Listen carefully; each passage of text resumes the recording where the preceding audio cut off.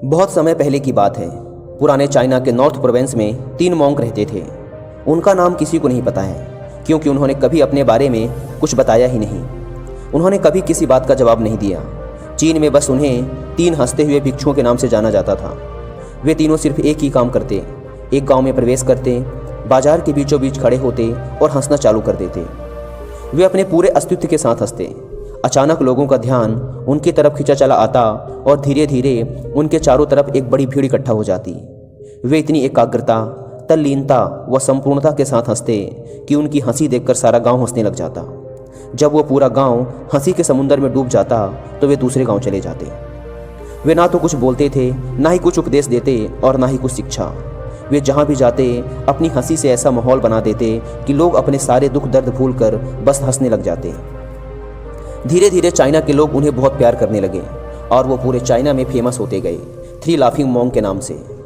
China के लोग उन्हें बहुत प्यार करते, उनका सम्मान करते।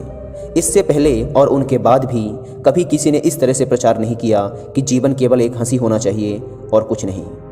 वे विशेष रूप से किसी पर नहीं हंसते थे।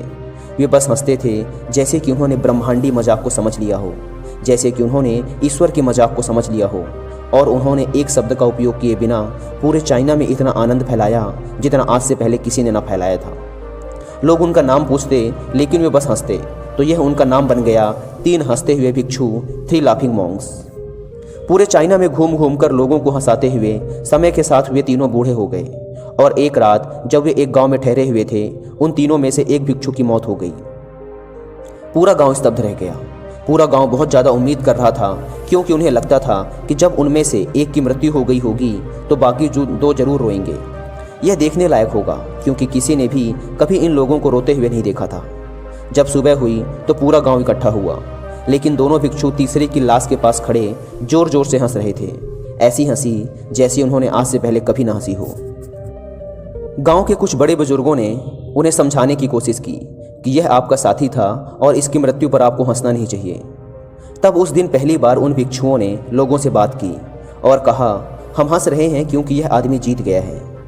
हम हमेशा सोचते थे कि पहले कौन मरेगा, लेकिन इस आदमी ने पहले मरकर हमें हरा दिया। हम अपनी हार व इसकी जीत पर हंस रहे हैं। इसके अलावा यह कई वर्षों तक हमारे साथ रहा।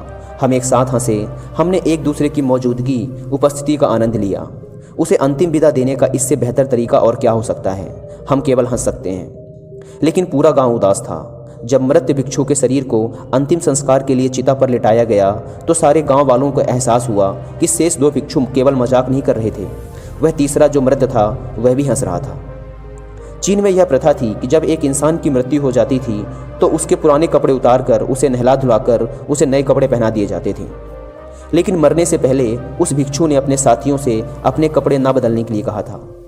तीसरे भिक्षु ने कहा था, मुझे स्नान मत करवाना, क्योंकि मैं कभी अशुद्ध हुआ ही नहीं। मेरे जीवन में इतनी हंसी आई कि कोई अशुद्धता जमा ही नहीं हो सकती थी। मैंने कोई धूल जमा नहीं की है। हंसी हमेशा जुआ और ताज़ा होती है, इसलिए मुझे नहलाकर मेरे कपड़े मत बदलना। जब उस तीसरे भिक्षु के शरीर पे आग लगाई गई तो गांव वालों को पता चला कि उस भिक्षु ने मरने से पहले अपने कपड़ों में कुछ पुराने चीनी पटाखों को छिपा रखा था, जो आग लगने के बाद फटकर आसमान में रंग बिरंगे कलरों में फैल गए। और यह देखकर एक बार पूरा गांव जोर जोर से हंसने लगा। तो इस तरह से वह तीसरा मॉन्क मरने के बाद भी सारे गांव वालों को हंसा गया। और यह देखकर शेष दोनों भिक्षुओं ने कहा, चालाक आदमी, तुम मर चुके हो, लेकिन तुमने हमें एक बार फिर हरा दिया। तुम्हारे द्वारा गांव वालों के चेहरों पर पैदा की गई यह हंसी आखिरी हंसी थी।